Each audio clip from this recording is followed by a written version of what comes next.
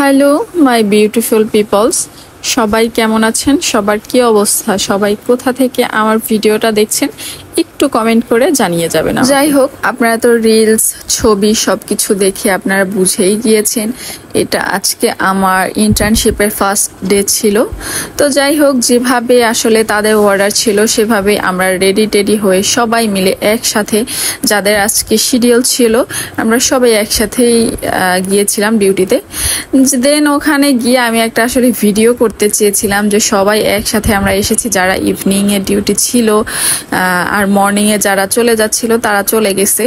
এখন ওখানে গিয়ে আর কি করব, আমরা কিছু মেয়েরা ছিলাম যারা কিনা আসলে ভিডিও করতে চাচ্ছিলাম। দেন ওরাও চলে আসলো যে চল আমাদের সাথে ভিডিও করে নেই। অ্যান্ড দেন সবকিছু শেষ করে আসলে ওয়ার্ডে ডিউটি করেছিলাম, তো ডিউটি শেষে ওখানে তো আর ভিডিও করার কোনো চান্স নাই বা সুযোগও নেই।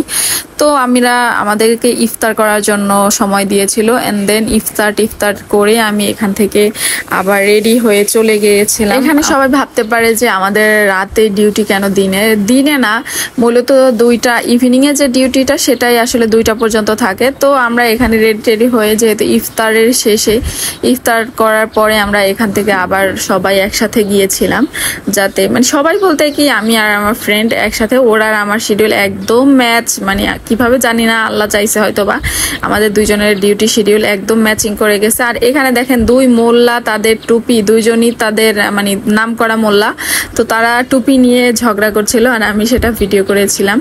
আর এখানে আমার সব ফ্রেন্ডরা একজন আরেকজনের জন্য অপেক্ষা করতেছে, মানে এই জিনিসটা খুবই ভালো লাগে যে একজন আরেকজনের জন্য আমরা অপেক্ষা করছিলাম। আর এখানে এই ক্লিপটা হলো আমাদের ইফতারের আগে ওরা আমাদেরকে, মানে পরের দিন ইফতারের আর কি, হ্যাঁ পরের দিন ইফতারের, যে আমাদেরকে ওরা ইফতারের ট্রিট দেওয়ার জন্য নিয়ে যাচ্ছিল।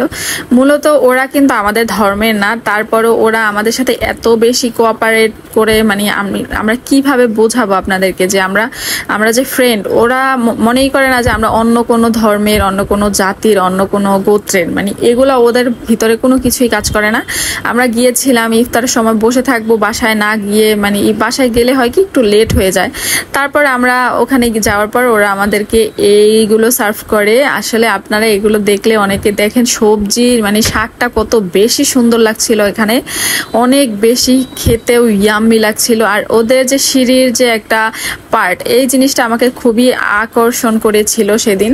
মানে আপনার যত ইয়া থাকবে, কি বলে, জুতো টুতো থাকবে সব একদম নিচতলায়, মানে নিচে যে করিডোর থাকে সেখানে, আর আপনি পুরো সিঁড়ি খালি পায়ে উঠতে হবে। তো এই জিনিসটা মানে এত বেশি ভালো লাগছিল, কারণ হলো সিঁড়িগুলো সব খুব সুন্দর পরিষ্কার থাকে, যাতে ময়লা না করতে হয়। যাই হোক, এভাবেই আমাদের আজকের দিনটা শেষ হলো।